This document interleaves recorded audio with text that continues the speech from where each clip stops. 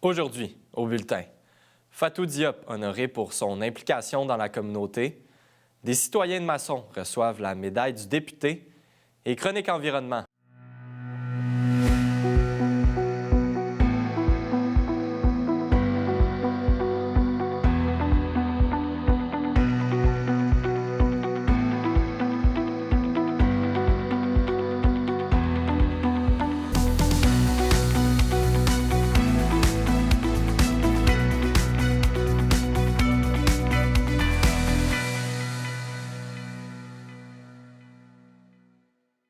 Bonjour, Mesdames, Messieurs. En décembre dernier, Mme Fatou Diop a reçu le prix Lynn Lemelin qui lui a été décerné par la Caisse des Jardins Le Manoir pour son importante implication dans la communauté, notamment auprès du regroupement de la communauté noire de Lanaudière. Je la reçois en studio pour en discuter. Bonjour à vous. Bonjour Charles, merci pour cette invitation. Ça fait plaisir. Quelle a été votre réaction quand vous avez su et quand on vous a remis ce prix-là, en fait? Effectivement, écoute, c'était une surprise et jusqu'à présent, on est bientôt à 1 mois, c'est quand même, je le savoure avec joie. Écoutez, j'ai reçu un courriel de Desjardins me demandant de me présenter à la caisse pour qu'ils annoncent la personne gagnante du prix Lynn Lemelin. Donc, quand je suis arrivée, j'ai été reçue par la directrice et par Nadine, qui a été en charge. Et puis, avec toute l'équipe de la Caisse des Jardins, qui m'ont annoncé avec une fleur et un joli certificat, comme quoi que j'étais la récipiendaire du prix Lynn Lemelin. Donc, c'était un bel honneur. Et par le fait même, étiez-vous accompagné de certains proches dans cette remise-là, en fait? Non, malheureusement, parce que ils étaient censés annoncer la gagnante. Donc, je me suis dit, au cas où je ne le gagne pas. Et puis, je suis allée seule. Mais par la suite, j'ai pu, en remettant le chèque, là, être accompagnée. Oui. Exactement. Donc, il faut le souligner. Vous avez reçu une bourse et vous avez décidé de remettre cette bourse-là à 2 organismes là, de la région, en fait. Effectivement, ce prix Lynn Lemelin-là, qui encourage vraiment les citoyens de Mascouche et Terrebonne, vient avec une bourse de 5 000 $, qui la récipiendaire peut choisir à quel organisme elle veut remettre ce chèque. Donc, moi, j'ai choisi de le remettre à 2 organismes qui œuvrent vraiment dans Lanaudière, d'une manière générale, la communauté d'aide aux Plainois qui est à la Plaine, et le regroupement de la communauté noire de Lanaudière. Donc, le communauté d'aide aux Plainois est dirigé par Brigitte Villeneuve et qui vraiment accompagne les Plainois d'une manière générale dans leur vie au quotidien. Donc, avec des dons, avec des bourses, avec des paniers de Noël, des courses d'épicerie. Et puis, le regroupement qui accompagne vraiment les entrepreneurs issus de la diversité à briller, à pérenner. Donc, j'ai naturellement choisi là, de l'offrir, oui, à ces 2 organismes. Quelle a été la réponse de ces organismes-là quand ils ont su, puis aussi quand vous avez remis là, cette somme-là? Effectivement, donc le samedi, accompagné de Nadine, de la Banque des Jardins, accompagné du pasteur Blaise, qui a été l'un des premiers Noirs à habiter ici, de Ibrahima Silla et de toute ma famille et des entrepreneurs de la RCNL, on est allé remettre le chèque aux 2 présidentes de ces 2 organismes, Brigitte et Flore. Donc, les 2, naturellement, ont été vraiment très, très, très, très contentes de cette initiative, m'ont vraiment remercié pour ça. Et puis, ont promis que ce montant-là va vraiment être utilisé dans la communauté pour vraiment aider les gens dans le besoin, les entrepreneurs qui en ont besoin. Et ce prix-là, c'est important pour vous de le dédier à quelqu'un qui est très cher pour vous, là. Effectivement, ce prix-là souligne, comme je te l'ai dit tantôt, le travail d'un citoyen. Et moi, en recevant ce prix-là, ça vient me réconforter dans ma passion dans tout ce qui est communautaire. Et récemment, le 12 décembre, on a perdu Darly Pierre, lui, qui était conseillère municipale à la ville de Mascouche et qui a, durant 30 ans de sa carrière, œuvré pour tout ce qui était social et communautaire et qui a vraiment aidé la communauté d'une manière générale. Donc, je me suis dit, en recevant ce prix-là à Mascouche, et puis étant une femme noire, c'est la première fois aussi qu'une femme noire reçoit ce prix-là ici, c'est encourageant. Donc, je ne pouvais que la dédier à Darly Donc, de là où elle est, j'imagine qu'elle devait vraiment être fière de moi. Et puis, je lui dédie, oui, effectivement, ce prix. Je vous félicite pour avoir gagné ce prix et félicitations aussi pour avoir redonné à la communauté, aux organismes qui vous tiennent à cœur. Donc, merci et encore félicitations pour votre implication. Merci beaucoup, Charles. Merci pour cette invitation. Et puis, je lance juste un appel à la communauté d'y croire, de continuer d'y croire. Hein.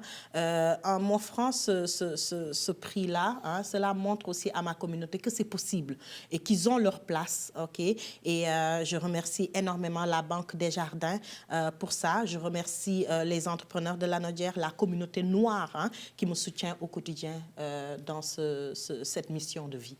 Merci beaucoup. Merci, Charles.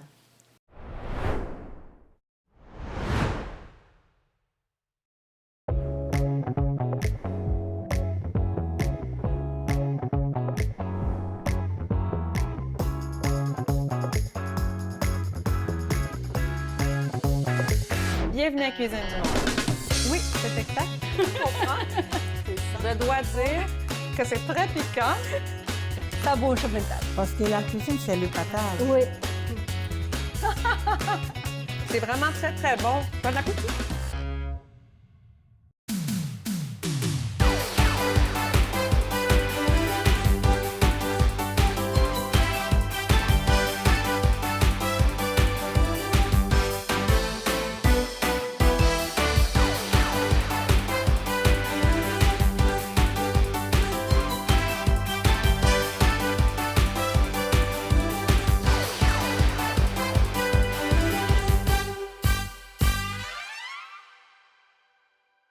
Du nouveau à TVRM. Regardez toute la programmation en continu sur tvrm.ca/en direct. Que vous soyez fan de musique, de culture ou d'actualité, ne ratez pas cette chance de suivre les événements et les personnalités de votre région. Vos dons à l'Association des amputés de guerre ont un effet durable sur la vie des personnes amputées. Votre soutien leur donne accès aux prothèses nécessaires pour les activités quotidiennes et à des ressources qui leur permettent de mieux vivre avec leur amputation. En bénéficiant de nos programmes, les personnes amputées progressent vers l'autonomie. Sans vous, rien de tout cela ne serait possible. Pour en savoir plus sur la portée de votre appui, visitez le amputédeguerre.ca. Rendez-vous sur le site de tvrm.ca. Consultez votre programmation, vos émissions et l'actualité dans Lanaudière. Si vous désirez revoir ou si vous avez manqué un épisode, n'ayez crainte, toutes vos émissions se retrouvent sur votre site Internet. Devenez membre de TVRM, c'est contribuer au développement de sa mission et de sa communauté. Ne manquez pas votre bulletin en direct le mardi et le jeudi midi pour être informé de tout ce qui se passe dans votre région et plein d'autres émissions sur votre communauté. La télévision régionale des Moulins, pour voir et être vue.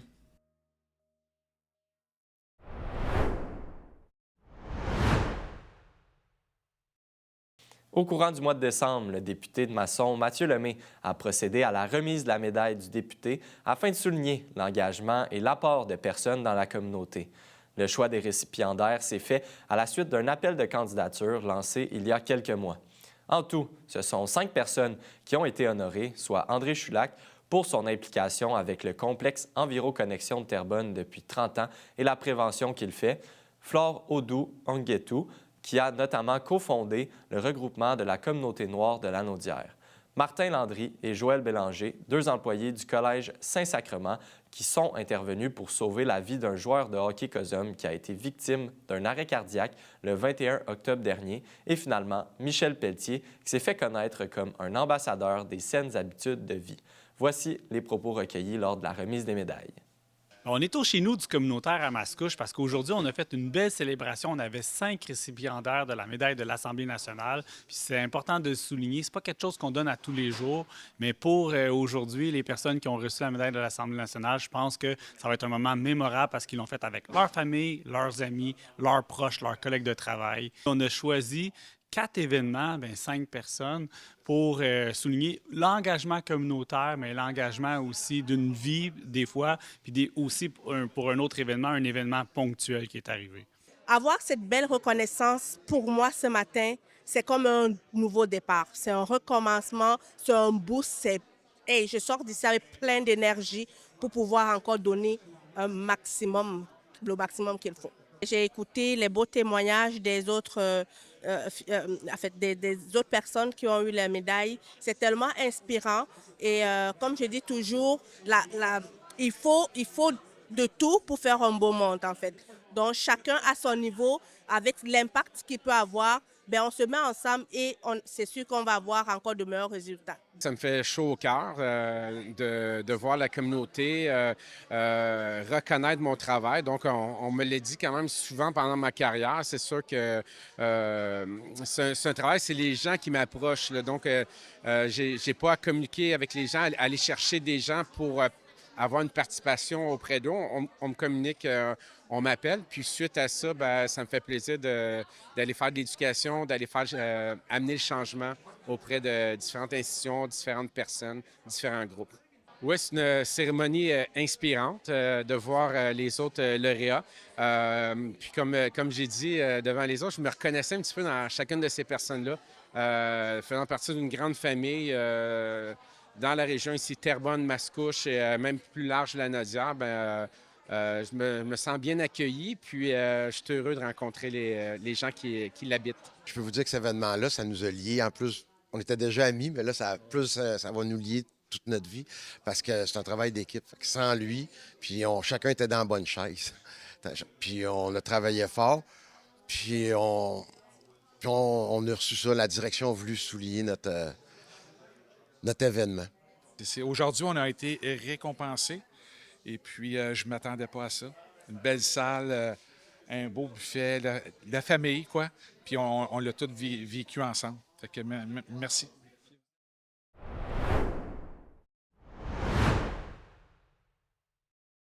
Du nouveau à TVRM. Regardez toute la programmation en continu sur tvrm.ca/en direct.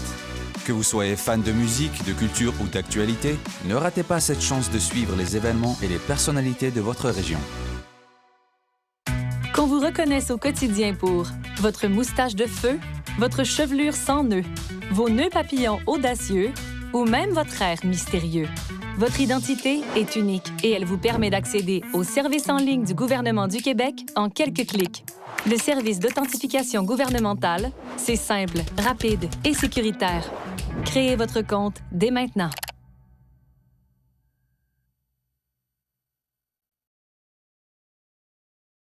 Bonjour, je m'appelle Jeanne.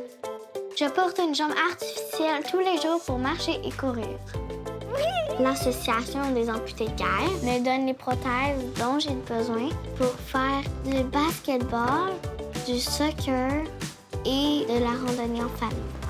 Je peux faire tout ce que j'aime grâce à votre générosité. Quand vous donnez aux amputés de guerre, vous aidez les enfants comme moi. Merci!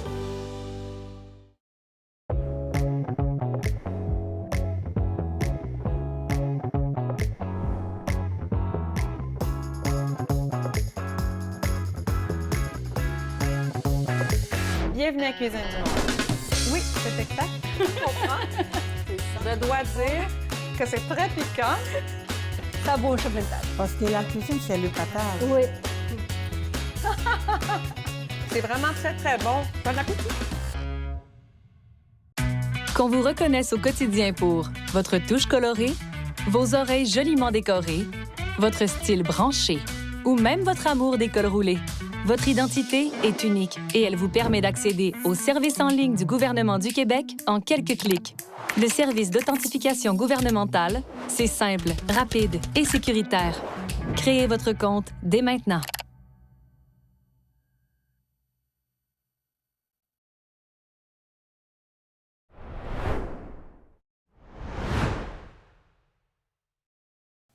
La période d'inscription au cégep pour la saison d'automne 2025 est officiellement lancée.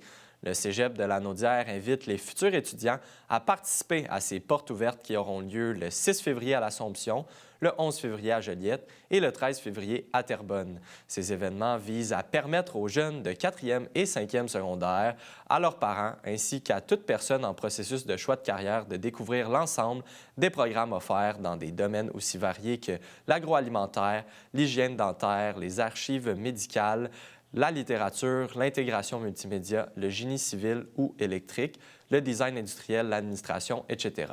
Aucune inscription n'est requise pour participer aux portes ouvertes. Pour plus d'informations, consultez le site Web du Cégep de Lanaudière.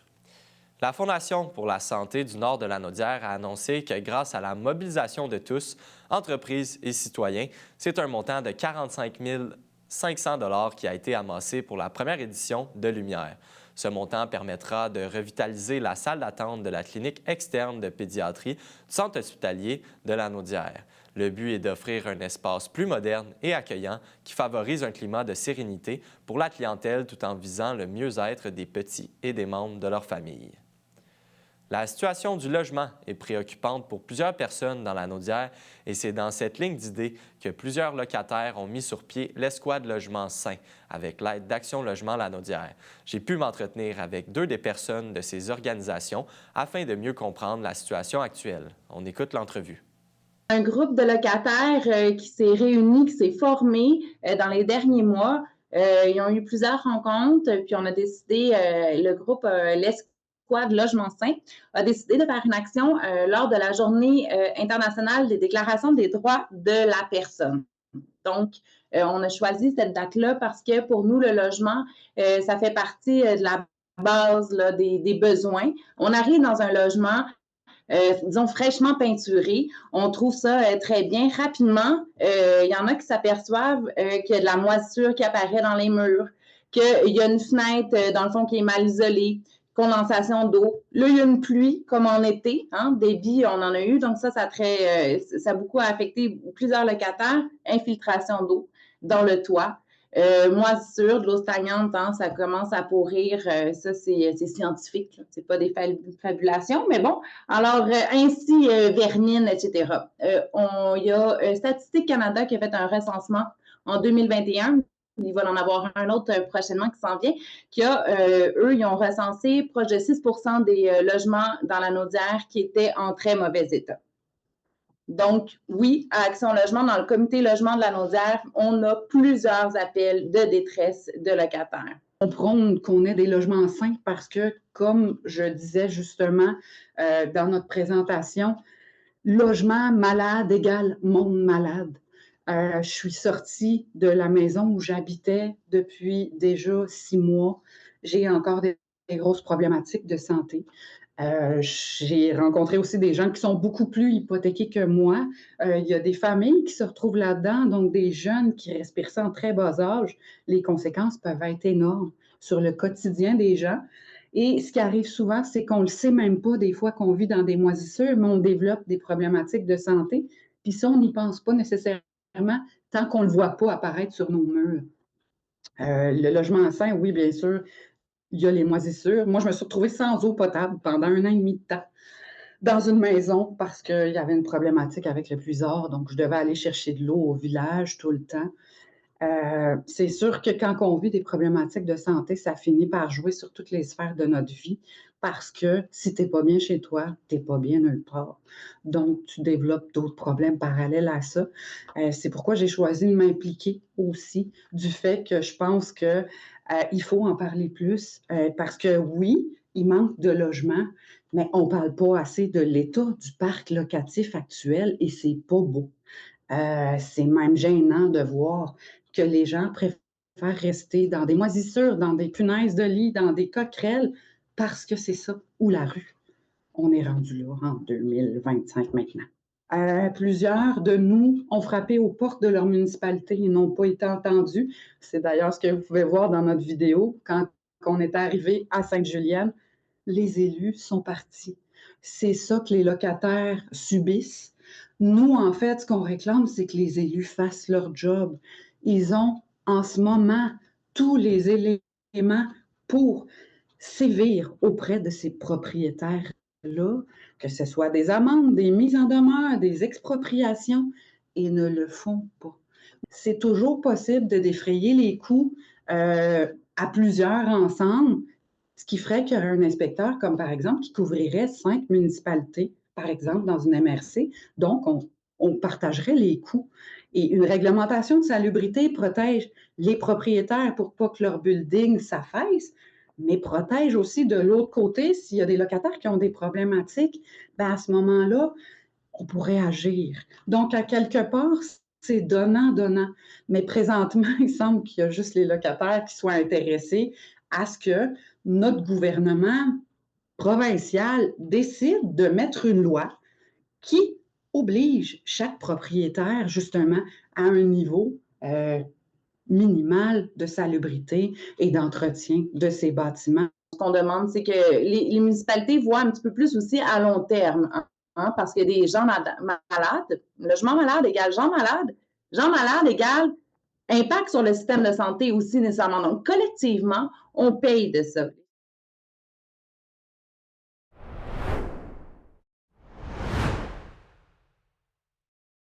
Qu'on vous reconnaisse au quotidien pour vos foulards extravagants, votre regard captivant, votre rouge à lèvres flamboyant ou même votre sourire éclatant. Votre identité est unique et elle vous permet d'accéder aux services en ligne du gouvernement du Québec en quelques clics. Le service d'authentification gouvernementale, c'est simple, rapide et sécuritaire. Créez votre compte dès maintenant.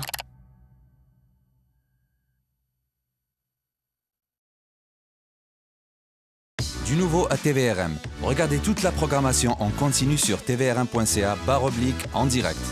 Que vous soyez fan de musique, de culture ou d'actualité, ne ratez pas cette chance de suivre les événements et les personnalités de votre région. Vos dons à l'Association des amputés de guerre ont un effet durable sur la vie des personnes amputées. Votre soutien leur donne accès aux prothèses nécessaires pour les activités quotidiennes et à des ressources qui leur permettent de mieux vivre avec leur amputation. En bénéficiant de nos programmes, les personnes amputées progressent vers l'autonomie. Sans vous, rien de tout cela ne serait possible. Pour en savoir plus sur la portée de votre appui, visitez le amputédeguerre.ca.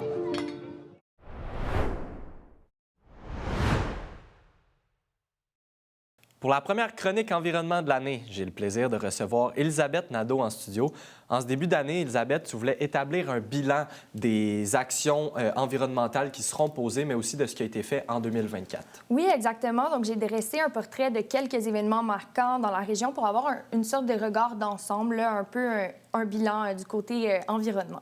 Parce que l'année 2024 a été marquée par des catastrophes météorologiques sans précédent au Canada. On parle d'inondations, des tempêtes de grêle, des vagues de chaleur, des feux de forêt. Ça a beaucoup touché la population. On prend conscience de tout ça, mais on parle aussi d'initiatives et un peu plus positifs. Du côté de Terrebonne, qu'est-ce qu'il y a à venir pour les projets environnementaux? Là? Oui, bien, en fait, en ce moment, il y a plusieurs projets qui ont été mis de l'avant, dont la création de forêts nourricières. C'est un projet éducatif et écologique en collaboration avec 2 écoles, soit Bernard Corbin et Léopold Gravel. Il y a eu cette inauguration de ces 2 forêts-là qui favorisent la biodiversité, l'éducation écologique. C'est vraiment le fun de montrer ça aux jeunes. Aussi, l'amélioration du réseau cyclable, donc des pistes cyclables, notamment dans l'écoquartier Urbanova. Il y a plusieurs pistes cyclables qui ont été aménagées et c'est encore en construction pour 2025. Donc, ça offre des belles alternatives de transport aux résidents. Aussi, on va continuer le programme annuel pour viser une plantation d'arbres. Il faut dire que cette année, il a été doublé. Donc, en 2024, la ville de Terrebonne dresse un bilan assez impressionnant de ses efforts en verdissement pour 2024, dont plus de 10 000 arbres plantés sur le territoire. Donc, ça a pour but de réduire les îlots de chaleur. C'est des citoyens qui ont été identifiés à des adresses propices en bordure de trottoirs ou etc. Puis, ça rend notre ville beaucoup plus verte. Et Elisabeth, qu'est-ce qu'il y en est au niveau de la ville de Mascouche? Oui, au niveau de la ville de Mascouche, il y a un beau programme de récupération des eaux de pluie. Donc, des subventions qui sont données aux citoyens pour récupérer l'eau de pluie. Donc, ces programmes incitatifs-là sont aussi dans plusieurs municipalités. On peut faire des recherches sur les sites de certaines villes et ça permet aux citoyens de bénéficier d'une subvention assez intéressante pour l'installation de ces tels systèmes. Il y a aussi l'installation de panneaux solaires dans des bâtiments municipaux ou publics. C'est des projets pilotes en ce moment, là, mais de vraiment axés sur une consommation énergétique plus verte. Aussi, la ville de Mascouche organise régulièrement dans l'année des événements avec un axe écologique intéressant. Par exemple, le festival de la Grande Tribu cet été qui a intégré des pratiques éco-responsables pour réduire l'empreinte écologique. Donc, des verres réutilisables, des bacs de tri, compost, encourager le covoiturage. Il y a des sondages qui ont été faits aussi. Puis, une brigade verte sur le site, très intéressant. J'imagine qu'on va continuer dans cette même lignée avec les festivités du 275e là, qui débuteront à Mascouche sous peu. Du côté de Repentigny, à quoi ça ressemble? Oui, il y a eu plusieurs ajouts de nouvelles bornes électriques dans les lieux publics. Donc, ça encourage l'adoption des véhicules électriques. Ça offre même des subventions pour l'achat et l'installation de bornes à usage domestique, donc à la maison. Donc, c'est assez encourageant parce que ça coûte assez cher. Puis, d'avoir une subvention là-dessus, ça aide beaucoup les résidents. Sinon, Repentigny a fait beaucoup de discussions autour de l'environnement, notamment au cours du Café Rencontre Environnement ou avec sa participation au forum Les Arts et la Ville. Donc, le 16 mars, il y a eu le Café Rencontre. Donc, ça a réuni des élus, des citoyens pour discuter justement des actions à inclure en 2025. Puis, ils ont aussi accueilli le forum annuel du réseau Les Arts et la Ville, comme j'ai parlé, sous le thème de culture, justice environnementale et transition socio-écologique. Donc, c'est vraiment intéressant pour le côté environnemental à Repentigny. Il y a aussi la subvention pour la collecte des matières organiques aussi à Repentigny. Oui, récemment, en décembre 2024, le gouvernement du Québec a octroyé une subvention intéressante à la ville de Repentigny pour l'acquisition d'équipements de collecte en matières résiduelles. Donc, pour réduire la quantité de déchets envoyés dans les sites d'enfouissement aussi, pour promouvoir le compostage et contribuer à la lutte contre les changements climatiques.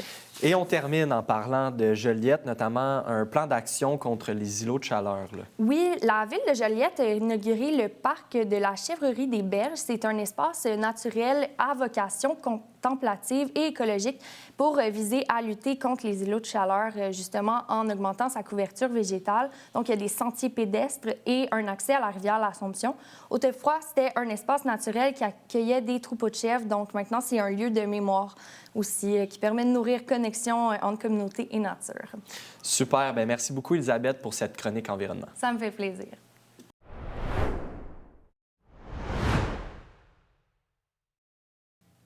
C'est ce qui conclut votre bulletin d'actualité régionale. Merci d'avoir été des nôtres. On se retrouve mardi prochain. D'ici là, vous pouvez consulter le site Internet de TVRM ou encore notre chaîne YouTube afin de voir ou revoir nos émissions. Restez à l'antenne puisque c'est Fibre qui suit, animé par Pierre Bertillon. À bientôt.